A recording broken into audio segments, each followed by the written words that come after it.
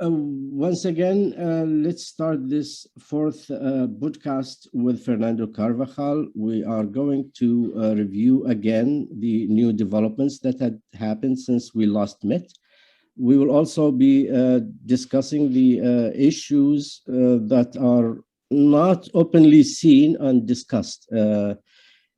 In a way, from the expertise that Fernando has had over the last 20 years, I guess.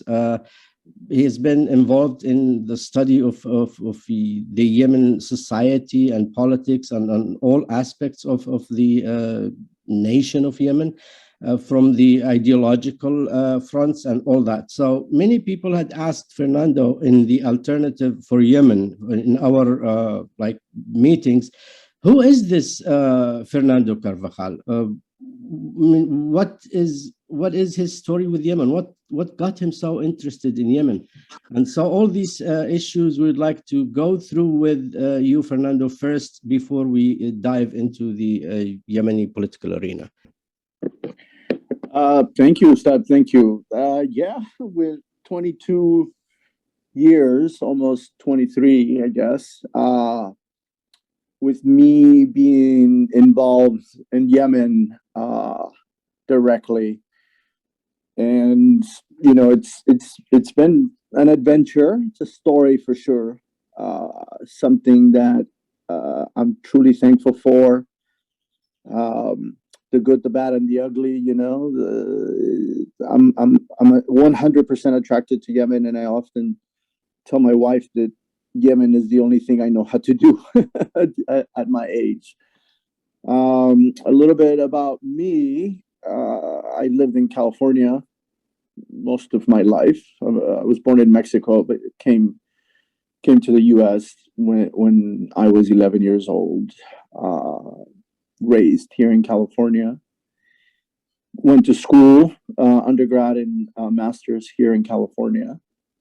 And my first interaction with Yemen was the summer of 2000, May, at the beginning of June 2000, when I decided to travel to Sana'a to study Arabic. And this was facilitated by Mr. Sabri Salim. Some of you may know him. He owned the Yemen Language Center, which then later became the Yemen College for Middle East Studies in Sana'a on 26 September Street.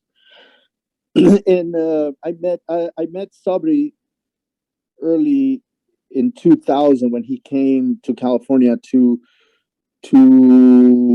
raise awareness about Yemen and to sign up students to learn Arabic in the summer with him over in Sana'a. And I had been trying to go to Palestine, actually. I had been trying to go to Gaza, to the West Bank to study Arabic, because my master's was focused on Middle East studies. And my professor, the first thing he said when I started my master's program was, you need to get on to studying Arabic. So I was supposed to go to Birzeit University to study Arabic, but it was the beginning of the second intifada, the problems, the university was closed. And Sabri showed up here in Los Angeles. And during a barbecue my professor had for him and the students, he made me an offer, come to Sana'a and I'll take care of you. Don't worry about paying anything else. And you can take classes. And I did. And I was very enthusiastic. I was all gung-ho about learning Arabic at my older age, more mature period in my studies. I wasn't in my early 20s anymore. And I started working with Sabri, started interacting with all the teachers there, Yemeni teachers, all the staff. And someday I will write something. A handful of people have asked me to write a book or write something more in detail. That would be very interesting, yeah. Yeah, but, I had never been to the Middle East. I literally, I knew where Yemen was because I was studying the Middle East, I studied IR in undergrad, participated in Model UN competitions, etc. So at least a U.S. student that knew where Yemen was geographically, but I didn't know anything about it. And my flight, I went Los Angeles, Amsterdam, Sana'a. Most of you remember Dutch Airlines. Yeah, the KLM. KLM had a direct flight. This was a favorite then. Yes. Okay. Yeah. And I landed at maybe 3-4 o'clock in the morning, and Yemen is always an experience. I always tell people Yemen still today, doesn't matter if you fly from Cairo, Amman, Dubai, Jeddah, or Riyadh. Yemen is an experience starting at the gate for your flight to Sana'a, Right. And for me, the gate used to be in the basement, in the bottom floor of the Amsterdam airport. And I just went down the stairs and, 100 people were there waiting for the flight, and thobes and niqab and hijab and all of this activity, all these children, everything, and then getting on the plane and then landing in Sana'a in the middle of the night and going through that infamous passport control in Sana'a. Yeah. Where I didn't have a stamp. I didn't have a visa stamp. So I had to go to the visa window, right? As soon as you go in, it was to the right. And at that time, there were maybe 5 desks for the visa, 22 years ago. And then that little hole in the wall, I think there are still 5 until now. 20, they haven't changed that much. Yeah. Well, the last time I went through, there were 5, but there was 10 officers, right? So 10 windows. You had the diplomatic line on the left, and then the other 4 were the regular Yemeni and non-Yemeni passports. But you had the exchange bank, the CAC bank on the left, and then right next to it, this officer with the visas, and you had all these NGO, these Europeans and US folks, NGO workers lining up to get their visas in there. Yeah. And I was like, I guess I need to be on this line. And lucky for me, Sabri had a very good connection. So he obviously had somebody at the airport. And then as soon as they saw me, they waved me over and said, come in here and get your visa, etc. And I come out after picking my luggage, I come out of the gate and I see all these people and they have this thing on their cheek, and I'm like, what's going on? What are they eating? What's And that was the beginning of my interaction with Qats, and then the drive, it was, I do remember it was right before so by the time I got out of the airport, it was at around the time for the call to prayer, Right. So I had the window down. It was a chilly morning. And then the adhan begins, as we're driving from the airport to Tahrir area. This is you must write a book. I agree with your friends. I mean, the way you just describe it makes it's a perfect subject for a book for you. Right. You can speed up a little bit because I think Dr. Nadine was with us, then she left. But really, this way, I can listen to you till tomorrow, and I'm not going to be bored. It's really interesting to hear you. For sure. But if we can a little bit jump the speed a little to get to the heavy things, because we want to know Fernando that no one knows. I mean, everyone had asked me. I said, "Hey, here's his link. Go look what he is." But then they said, "No, we would like to know the things that not everybody knows." So give us a little more details about your involvement in the actual chaos that we have now from the beginning on. Where were you? This is the issue. Right. No. In that summer, I was studying very hard, but by the beginning of July, it was just a headache. It was everything. And this was when the border treaty was being negotiated with Riyadh, remember? Right. And there were a lot of tribal clashes. The sheikh from Al-Wadiya in the north, in Al-Jawf, Sada, had just been killed. And I got really interested because I was studying, democratic development in the Middle East and learning and Islam and all of this. So being in Yemen, I would read the Yemen Times. It was the top English newspaper at the time, right? And I said, I'm going to write something for when I get back to my classes. So then I met a couple of journalists at the Yemen Times, and they started taking me to Khartoum. They started taking me to meet sheikhs. They started taking me to meet individuals from all over the north, all over tribal northern Yemen, And this is the beginning. I mean, this is where I eventually gave up on on Arabic, because over 80% of the people that I sat with and that I knew spoke English. Yeah. And they wanted to practice English. And they said, you can study Arabic in your class. We want to talk to you.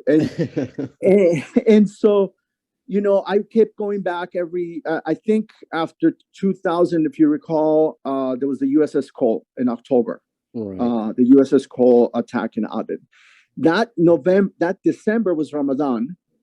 And I had arranged with a journalist from the Yemen Times to take me to Sada and Marib to interview sheikhs and obviously Muqbil al-Wadi.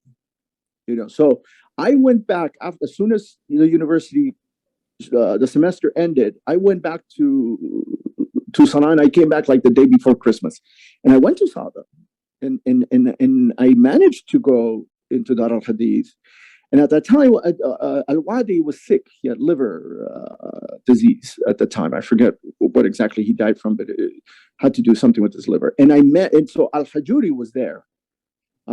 He's now the head of Dar al-Hadith Institute. And I met with him, and I met a lot of the foreign students that lived in Damaj. And I got into a little bit of trouble because at that time, foreigners had to get permits from the police, from the tourist police. And I had a permit allowing me to go into Sada, but the permit didn't actually say for what, because I didn't want to specify. Right. And my driver, my translator, everybody got arrested. And thanks to Mr. Othman Mujali, and this is why I wanted to mention that story, because we will get into the current events. Othman Mujali and his brother Omar Mujali, Dr. Omar Mujali,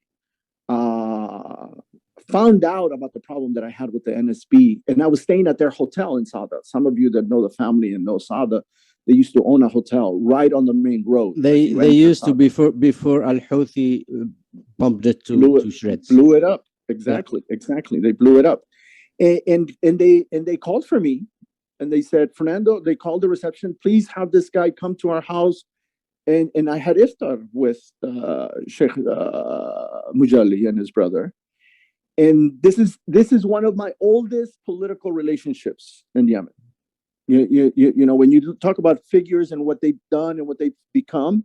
Right. Did you speak good Arabic then, or were you still depending more on English? Yeah, in English. I mean, Othman doesn't speak much English, obviously, but Omar does. He studied medicine in Pakistan. So good fluent. And I have a podcast with him as well. When you get a chance on D1 Twitter, I have an interview with him where we talk about Sada and the problem with the Houthis.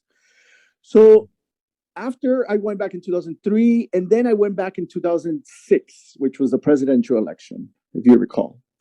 And this is really where I begin to interact more with political figures, with members of parliament, with sheikhs from the north, from the south, people from Taiz. And I really became addicted to Yemen. I was at Bin Shamlan's speech at this football stadium in Sana'a in 2006. Sitting right next to Hamid and all the Mushtarak folks there at the invitation of the journalists. How did you develop your relationship with the Mushtarak so quick? It was kind of rough. I mean, I got invited to that speech that morning by a British journalist. If you guys, most Yemenis will remember Ginny Hill. Right. She wrote a book about Yemen. She was very involved. She was one of the first members of the Yemen panel, on the UN panel. And I knew her through other contacts, and she asked a couple of us to go with her, and we went. And we showed up at the stadium in Sana'a on the way to the airport by the ministry, the telecommunications, the TV station, everything. And we were there, literally sitting, kitty corner from the Shamlan when he gave a speech. But this is really where I begin. This is the year just after that I met Dr. bin Mubarak, and a lot of the people around, a lot of Hashimis at that time. And but I met Dr. bin Mubarak at that in 2006 at a Kachu. You might not want me to say that, in Sana'a. And then in Yemen, often described as a big family. You meet one person and they introduce you to two, and then those two introduce you to eight, and then those 8 to 20. Fracturing society, exactly. And that's how I got to the point where, I would have dinner with Dr. Rest in Peace, with Dr. Abdulkarim Al Eryani. One of the persons that I owe, I have 100 Yemenis that I owe a lot to, that I've learned so much from, but all of these Yemenis ended up getting me, higher and higher and higher, to the point where in 2009, 2010, I met Dr. Iryani at one of Dr. Mustafa Bakran used to have he doesn't chew, but he had one annual kachu at his house. And the guest of honor was always Dr. Iryani at that one kachu in his house, Dr. Bakran. And that's where I met. As soon as I came in, Dr. Iryani, because Dr. Iryani sat on the board of the Yemen Language Center. It's like, Fernando, I've heard so much about you. Come and sit down here. And I sat next to him. And from that day on, I would call his house and the guard would answer. It's like, Fernando, yes, come on over. 10 o'clock at night, 11 o'clock at night. And I just walk or take a taxi to Dr. Iryani's, and we'd have some tea, and we would talk for an hour, 2 hours in his house about anything I wanted. Well, I'm sure you've heard a lot from him. So again, this is something that we and the people listening to would like to know more about what was discussed, because Mr. Al Eryani was one of our really highly respected politicians and social figures. So we would want also to get into to know more about this, and we also recommend that you write something in a book or something. But you touched into something so sensitive to us now that and you're probably the only, or I can that I know, like non-Yemeni expert that can really see the issue when you said Hashimis were all over the place. There were a lot of Hashimis running the show. So this issue of Hashimis and their infiltration into the actual setup before even the 2011 issues. Have you studied into that? And can you tell us something about that? Well, in 2008, I entered Exeter University, 2009, Exeter University in England to do my PhD. The beginning of my PhD was supposed to look at the role of the military in the creation of citizens in Yemen, right? The creation of the state and the creation of idea of citizen, muwatan, in Yemen. And so, if you recall, this was in the middle of the Houthi-Sada war. And because of my connections, I was interviewing high-ranking military officers, that were directly involved in the Sada war, that were from the era before the revolution, from the imamic era, and these individuals knew a lot about the imam. They were children, but they grew up with the Imam Ahmed, and then later on, briefly, Imam Muhammad, al-Badr Muhammad, right? The son of Imam Ahmed. But it got to a point where after about a year, and the war in Sada was getting stronger, my access was getting better. Literally, one friend of mine that was connecting me with all these individuals, he looked at me and he said, Fernando, you might want to change your topic, your research, or put it on hold, because a lot of people are starting to talk. And a lot of people are thinking that you're a spy, Right. and that you are running around with these people because the U.S. sent you. So this was my second biggest. This was my second biggest hit with this narrative, or with this usual mentality that exists across the Arab world too, and in Latin America. I'm Mexican, and this type of approach exists in Latin America too. You know, Right. and he said, you know, he's still my very good friend of mine here and everything, Yemeni, and he's like, people are starting to think that you're a spy. The first time I encountered this, don't worry about that, Fernando. They think that I am a spy myself, because I speak English with some. They say, okay, who's behind you? So right. Yeah, we are familiar with that. Right. The first time that came up with was in Ramadan of 2000, when I was in Marib, and I went to Abida and I interviewed the Sheikh, and it was just four of us. Right before Iftar, it was after the USS Cole. And toward the middle of the interview, after an hour of us talking with the Sheikh, one of his tribesmen came, and it happened to be his deputy in the tribal structure, in his Shura group. And he sat right next to me. He didn't know English. So he was just listening to the Arabic translation. And he said, Sheikh, you have to stop. This man works for the FBI. He's here because of the USS Cole. Mind you, at that time, I was very naive. I didn't know exactly how to treat it or exactly. But the Sheikh waved him off. He said, stop. Let us finish. You know, I've always dealt with this. 2013, I was accused of that. And I wasn't able to renew my credentials for the National Dialogue. 2014, it was the same thing. And the Houthis now, you know, even I'll get into my story with the Houthis, but I was very well connected with Beit al-Imad and other Houthis there. But you know what, Fernando, you just raised something very interesting here with this short clip of this issue with this guy, because I mean, it shows how my life in Yemen, you know, across, you know, is connected one way or another to positive or very negative incidents. The thing about getting involved with Yemen, Fernando, is I'm sure whatever you have lived in the year 2002 to 2005, 2008, is still the same. I mean, now people are looking at you from different angles. You will have someone who would accept you as like a specialist who's dedicated like big part of his life, half of his life into this work and into studying Yemen, and he will listen to you from that angle. And there will also be the other side that says, hey, nobody's going to be doing this for free. He's just a part of something, and he's smart enough to bluff you all. So this is going to continue. Yeah, it's going to continue. But let's go back to the issue of the break. So where I was going is where I was going with this dissertation is that I did change my topic to the study of the creation of citizens under Imam Yahya. Right. So this goes to your question about how much I know, or if I know about the presence of Hashimis, you know, or the continuity of the role of Hashimis in Yemen to today.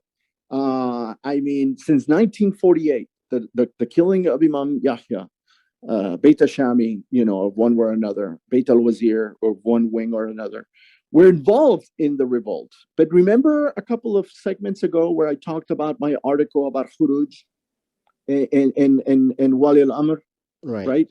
Those concepts.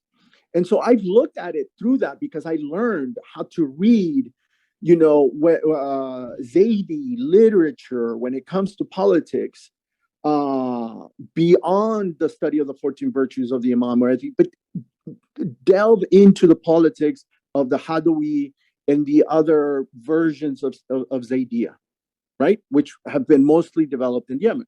You have the ones developed in the Caspian Sea and elsewhere, but most of these schools are from Yemen, you know, the interpretations all the way to Muhammad al-Shawkani, which is the focus of my dissertation, who was not a Hashimi, it was a Qadi, right? But he's the first Sheikh al-Islam in Yemen as well. So I've written about how Hashimis have reinvented themselves, especially in the 20th century, in their role in politics in Yemen. Hashimis were sultans in South Yemen, in Hadramaut, in Shebwa, in Abyan, in Lahaj, and Sharifs in Beida, right? Sharif from Behan, etc. And when we looked at, I interviewed the members of the Revolutionary Committee that conducted the coup of 26 September 1962, the surviving ones, the ones that were living around in 2006, 2007. And how many Hashimis were involved? Because Hashimis were the educated class, so they were everywhere in the imamic structure, right? I'm working on an article about the Houthis ruling through hostages. This is an imamic, this is a tribal custom, but the imams perfected it, right? The imams of the since no, it was never a tribal. This hostage issue was never a tribal process. This is a pure Hashimi invention by the imams themselves. And it goes back all the way to the 1600s. But Ustad, think about the Ottoman Empire.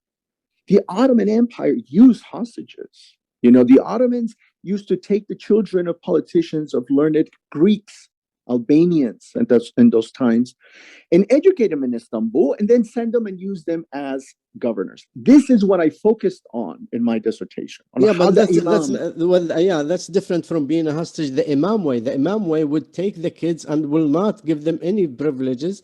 As a matter of fact, he will just abuse them while they are with him. Yes and no, because Madrasat al-Aitam was tribal Hashimi at the same time. I have a chapter about Madrasat al-Aitam, the orphanage school of the Imam. Right. And this is this was the first school for Yemenis in North Yemen. The first school, Yes, it was Quranic and everything, but it developed into technical skills, like a community college, because this is where the Imam created his bureaucrats. And remember that the Imam built a fabric factory where the National Security Office is, or the old one, right, that was bombed. This was Madrasat al-Aitam in that neighborhood and the textile factory in there. And so I go into how this Madrasat al-Aitam produced the Imam's bureaucrats, including then we have the military school, right, with this Iraqi soldier officer, Jamal Jamil, whose house was in the area around the old parliament or building in Tahrir, and so we see the evolution of the role of the Hashimis under Imam Yahya, not so much under Imam Ahmed, because after the assassination of Yahya, Imam Ahmed, it kind of goes backward because he has to find ways of keeping control, right? So he destroys basically the Imam Yahya's, his father's project, and he focuses on how to manage control, becomes more authoritarian, et cetera, et cetera. But the revolution of 26 September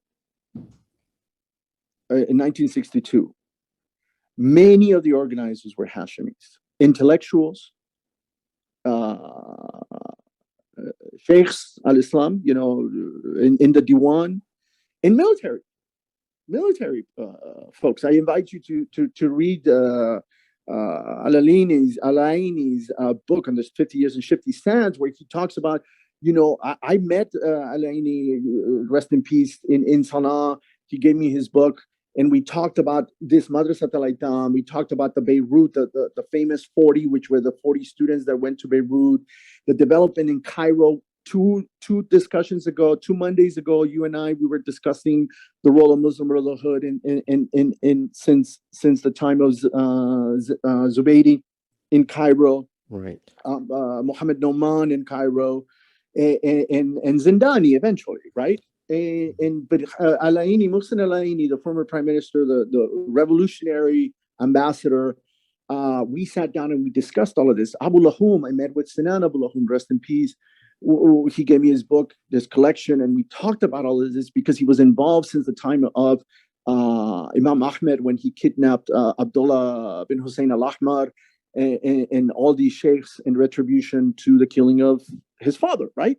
Mm-hmm. And we always ended up talking about the Hashimis, the role of the Hashimis, that not everybody in the Hashemis was pro-imamate, or that not all Hashemis in the north, Zaidi Hashemis, not Sunni Hashemis, Zaidi Hashemis, that not all the houses necessarily espouse the idea of an imamate. And this also comes because I read Zubaidi's this is what we thought, Fernando. This is what we thought. I am Yemeni, and I lived with Hashemi friends. And throughout this era of after the revolution, I was born after the revolution, but everybody we lived with, we had no feelings that they had the issue of imami in their head. Right. But now you see all those people that we lived with in normal neighborhoods, they're all 100% imamis. What happened? And this is the thing, Ustad, that I've sat with them, and I know a lot of people from Beit Hashami. I know people from Daylami. I know a lot of people from Al Wazir, you know, here in the U.S. and in Yemen, and a lot of other Hashemis in Yemen. And when we looked at the Sana'a regime from 1962 until 2011. Interestingly enough, if you knew the government structure, the Hashemi, and I apologize to Hashemi Sayyids for using this word, and I understand if they don't like it, but for easier reference for a general public, the Hashemis had always been in every single government institution since 1962. So, I mean, they were there since before 1962, but during the Jumhuriyah, from 26 September until on, there was always a Hashemi, a Sayyid, in a high-ranking position because they were educated. I'll tell you why that, Fernando. Because before the revolution, they were the only group that had access to like correct education. That's one. And the second reason, which is the most important one, is to show you that the actual inhabitants, the native Yemenis, have this purity in them. They're not like they forgive. They just said, okay, we accept you again. It's all over. Now we're brothers. And they just accepted it. This is the main reason that they were back, not because Yemenis could have also managed to get expertise from the Egyptians or whatever if they needed them, if they wanted all Hashemis out. That was but a big the actual natives were genuine as they were always as they are now. Gamal Abdel Nasser, that was a big fight between Salah Al Eryani, others, and Gamal Abdel Nasser, right? That Abdel Nasser wanted to be more involved. He wanted to, put Egyptian soldiers, Egyptian officers, Egyptian teachers. Remember, Al-Wartalani was the Egyptian first Muslim brother in there. And he had connection not only to Hassan al-Banna because Zubaydi and Noman interacted with Hassan al-Banna, but also with the military. And Mubarak was the Air Force. President Mubarak was the officer in charge of the Air Force during the 1962 war in Yemen. So that's how the links continue from Gamal Abdel Nasser all the way to Sadat was the minister at that time, all the way to Mubarak and Hosni Mubarak in Egypt. But see, at that time, the Yemenis were very smart in that they knew that they had to have control on the ground of their government. They could not allow the Egyptians to take control because they would then become an occupying entity, right? And they just wanted them as advisors, as political support, international recognition, etc. for the revolution, right? So the Hashemis began to go on. In the 1980s, after Salah takes over, 1978, in the 1980s, you see Hashemis in Hizb al-Islah.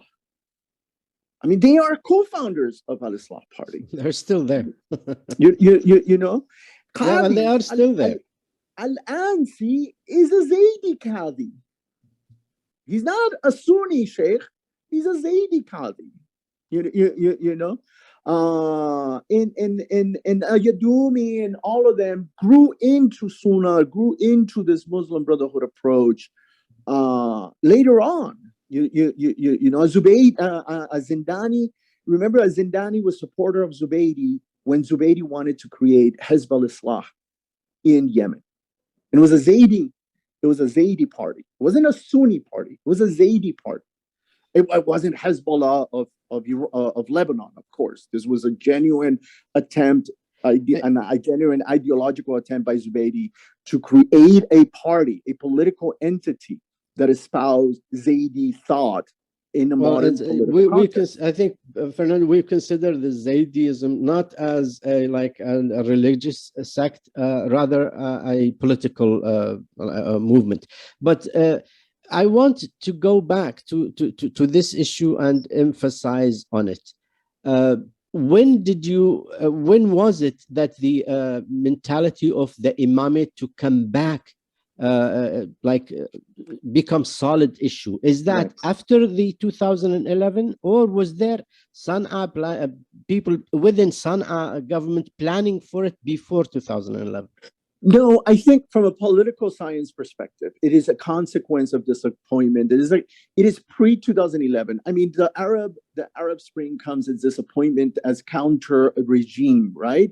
As people, the youth saying, we're tired of this crap regime that is not going forward, that is just strengthening and profiting more. We're tired of this. We need something new, right?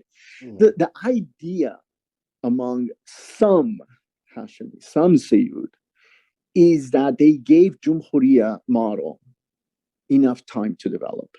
And because Salah begins to implement, quote unquote, democracies from 1993 on, to 2006, they see this pseudo-democracy as being more corrupt and merely a smokescreen for authoritarianism, right?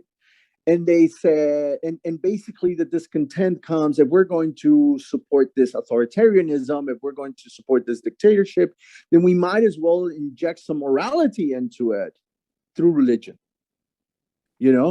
And they recognize, even though Badr al-Houthi, Badr al-Din al-Houthi claims to be a continuation of the Hamid al-Din imamate, Badr al-Din al-Houthi claims marriage into the Hamid al-Din family as his reason why his family should be able to be imam, right? That somebody from Bayt al-Houthi should be able to be imam, because even though they only had one imam called al-Houthi from Bayt al-Houthi back in the 1800s for a brief period of time and only in local rule, no major recognition, not even by the Ottomans. Bayt al-Houthi says that because they are married into Hamid ad-Din, just like Hamid ad-Din was married into al-Mansur's family from 1620. I think, Fernando, when it comes to the Hashemite client, and again, sorry to also use the Hashemi reference here, but as you said, it's the only way to explain it, because they are Hashemites. I mean, we cannot deny that. They will. It's not which family, as long as it is for them recognized he is either from Hassan or Hassani or Husseini. Right. So the family's issue can vary based on power. Who has power, then he reveals. But I want to ask you one thing, and that is important for us, Fernando. You probably now getting deep into the Yemeni details. What can you tell the European, the American? Why do Yemenis have a problem with Houthi? Just in two sentences. Why do Yemenis cannot accept Houthi? How can we phrase that to the Europeans to understand in simple terms? Right, and to say Houthi, we mean Bayt al-Houthi. We mean the Houthi family. We don't mean this huge group. We mean the imamate. We mean the Bayt al-Houthi. No, we mean the entire imamate system. What is it based on? Why do Yemeni people refuse the imamate to come back? Right. Well, I mean, like, rest in peace. Dr. Abdulkarim Al Eryani said it to Yahya al-Houthi's face in Berlin. We've been under your yoke for 1,000 years. Enough is enough. He said that to Yahya al-Houthi in Berlin back in 2009, during a conference. And it's basically that history is alive in Yemeni minds.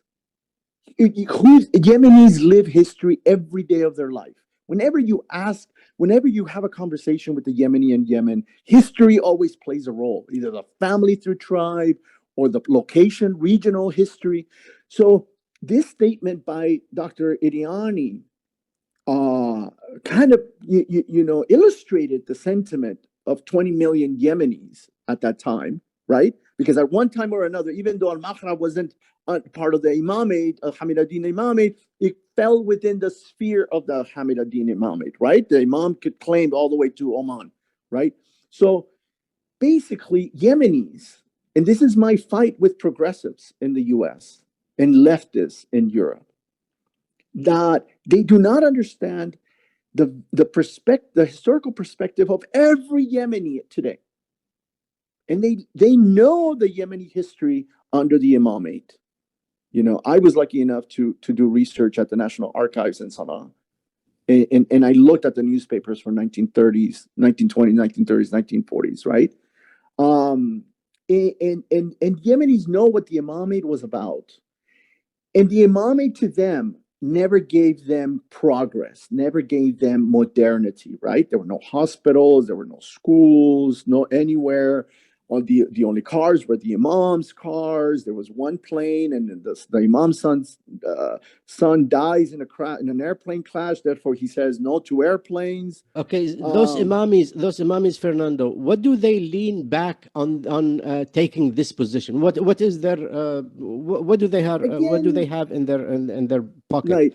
Again, their idea that an imamate, a religious-based regime, government, would inject more morality into society, would correct the perversions of the Jumhuriyya, of the secular state. Okay, is that an idea, Fernando? Is that do they claim that to be an idea, or do they claim that to be something that is fixed line, unchangeable? I mean, it is their worldview. I mean, they are aligned with the Iranian regime for a reason, right? I mean, this is the basis of the Iranian regime. The clerics know what's best in morality, in politics, and economics. The clerics know best because they rule. Let's remember that the imam, in my book, it's like, is the debate in Hadawiyah, the debate in Sunni Islam, the debate in Zaidiyah is the imam the deputy of God, or is the imam the deputy of the prophet? This is a big debate in Zaidiyah, just as it is in Sunnah as well with the Sultan. Since the time of the four caliphs, right? So in the Iranian regime, the mullahs, the clerics in Wilayat al-Faqih are the guardians of the deputy of God, right? The Mahdi that will return. And the conflict that I've always pointed out between Zaidis, Al-Houthi, and the Iranians is that eventually this idea will create distance, more distance between the two, because Iran cannot afford Bayt al-Houthi to declare an imamate, and Bayt al-Houthi cannot afford to declare Wilayat al-Faqih either in Yemen, because the whole purpose of Hashimis, of Sayyids in Yemen, is to establish an imamate. An imamate is the ultimate political system, whereas in Iran, they are waiting for the imam, right? So this idea will always create tension between Iran and the Houthis. And this is the main issue why, even though a lot of people that support the Houthis want an imamate, but this is why Bayt al-Houthi has remained far from the idea of declaring an imamate. Because they know that if Bayt al-Houthi declare an imamate, it creates tensions with Iran. Especially if this imamate actually succeeds and beats Saudi Arabia in a war, right? And becomes successful. It becomes a successful model on earth. And Wilayat al-Faqih can't afford that, because Iran is a rule by a group, a rule by a religious elite, a group by the ulama, right? Which doesn't exist anywhere else. Saudi has every Arab, every monarchy has a diwan, a shura council of religious. We know, Fernando. We know also for sure that Al-Houthi will not overpass Iran because he has no social like welcome within the area he is in. Right. So Right. it will always be Iran who's going to be causing the headache, and the Houthi is only like dirty socks that he's going to be thrown out as soon as the Khomeini and his the Qum people decide to do that. But this goes to the base. This goes to the base of your question. You know, number one, Hashimis in Yemen feel persecuted. That let's remember that the war that since 1990, since after the civil war, since the 80s, since the inception, since the establishment of al-Islah and the growth of Salafiyya, this has hurt Zaidi religious learning. And I'm talking about academia. I'm not talking fanatics. I'm not talking extremism. I'm talking about basic religious instruction. And I've written about this on how the grievances with the Zaidi community begin when Islah and the Salafis gain momentum in Yemen, when Salah becomes a partner with al-Islah to govern, and then later on is exacerbated in the 1990s because Islah becomes an official partner in government. And eventually, when Islah takes over the Ministry of Education, they begin to outlaw a lot of Zaidi learning, and it creates a lot of problems for Zaidis everywhere. Since the growth of the Believing Youth, Shabab al-Movement, was established primarily to re-inject Zaidi learning. But then the problems begin because you can't print Zaidi books in Yemen anymore because Islah doesn't let you do that. So then what happens? Badr al-Din al-Houthi and other Houthis and other Zaidi ulama established relations in Iraq and Iran, and Beirut, to publish Zaidi books. And these books that are now published outside the country have Shia 12er views injected into them. So we begin in the 1990s to see the flow of Iranian 12er, ethnoshari thought into Zaidi academia, into Zaidi learning. And this is where it leads us to today, right? But the Houthis, take on a sentiment of persecution, marginalization of the Zaidi elite, the Hashimis. It doesn't matter how poor they were or how major they were in government, is that the Houthis grab on to the sentiment, they exploit it, they magnify it, and they make it into a national grievance, right? Into something that then legitimizes their push for a revolution of 21 September 2014, right? But I've always said, because like the way you highlighted that conflict with Tehran, with Iran, is that, in my opinion, and I've said it plenty over the months, over the years of the war, is that Houthis will be unable to establish an imamate in Yemen. Houthis will be unable to establish a political party. I mean, they have al-Haq. They have al-Haq party, the Zaidi party. Hussein al-Houthi was part of that party. But they don't want that because it decentralizes their control. It gives it to a political structure that they can control. So they cannot build a political party. What they are doing today, very smartly, very strategically, is they're taking over all these institutions from within. Think of the Mushrif structure, where every political party in Yemen in the future will have a Houthi Mushrif.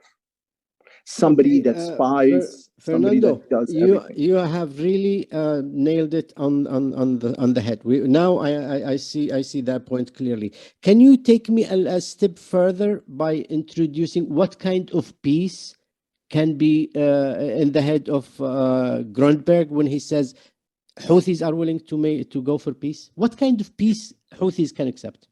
Houthis want to be the man behind the throne. Abdulkarim, and a lot of, I know I've criticized this approach, but the focus should not be on Abdul-Malik Al Houthi. The focus is Abdulkarim Amiraddin Al Houthi. He's the uncle of Abdul-Malik Al Houthi, the brother of Badr al-Din Al Houthi. In my opinion, he has been the man behind the man for the last 10 years. Since Hussein al-Houthi died. When Hussein al-Houthi died, there was a huge fight within the family about who would take over Hussein al-Houthi's role, who would be the face of the movement, who would be the leader of the movement. And for the sake of continuation in the survival of the image of Hussein al-Houthi, they decided that the young Abdul-Malik should be the face of the movement, right? The Houthi Zaidi movement, revivalist movement that they call it. But the man behind this and the puppeteer is Abdulkarim Al Houthi. And so, in my opinion, from my analysis, from me knowing the system and taking that bias toward this idea, is that Abdulkarim Al Houthi, who's getting close to his 70s, I think, wants to be the man behind the man. He wants to be the man behind the kursi. And the way that all of this is being established, is to create a foundation that allows them full control of it. So the peace that they want is a peace dictated by them. And again, I will criticize the UN envoy by saying he went to Sana'a under the Houthi terms of the visit, not under the envoy's terms of the visit, right? And then I tweeted that picture of the US and the UN envoy at Sana'a airport lobby with that picture behind him. That picture did not exist when Martin Griffith visited Sana'a. It was just a plain wall behind the envoy. But on purpose, the Houthis put that picture. I am not denying that child was killed in an airstrike. I am just pointing to the fact that it was propaganda and the envoy allowed it to happen. The envoy didn't move. The envoy didn't ask for that picture to be removed. The envoy didn't say, I'm not doing an interview here. Let's move on. The envoy was so excited in my view, that his pledge was accepted to come to Sana'a. Exactly. A very rookie mistake by a European diplomat. He would have never done that in any European setting, because he knows that optics matter. He would have known why that was being done. So if Russia invited him to Moscow, he would not give a speech in front of a picture of Ukrainian Nazis. Exactly. I mean, this is the equivalent, of optics. The optics impact that Moscow would want. Moscow would want to put a picture. He is supposed to take a neutral stand in the best case scenario. Other than that, he's supposed to only be dealing with the official. Exactly. Anyways, now he's met with the commander of. Give me a second. Right. If Prince Khalid or Ahmed bin Mubarak had a press conference with Hans Grundenberg where they had a picture of some dead Yemeni kids from Marib or Taiz or Aden, I bet you the envoy would say something. So why would he allow the Houthis to do that?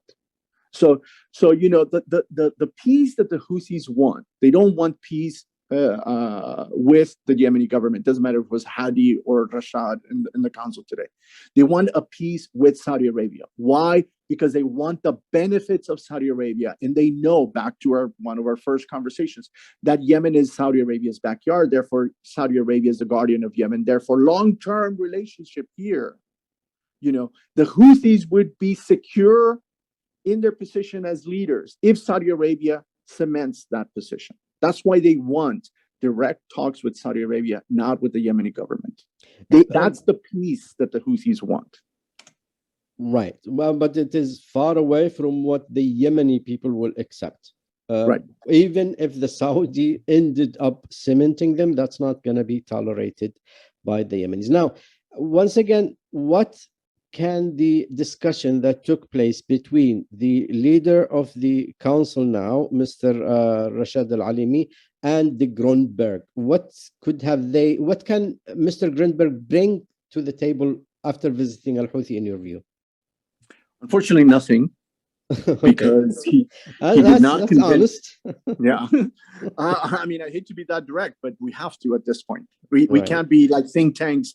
We can't afford to be like think tanks and academics and dance around the issue. And I just criticized a report, an article by a think tank where I pointed out that the Houthis have not made a statement acknowledging the existence and the legitimacy of the council of Rashad Al-Alimi as the president and the person that they're going to have to negotiate with. They have not done that. Therefore, Hans Grundberg achieved zero in his visit.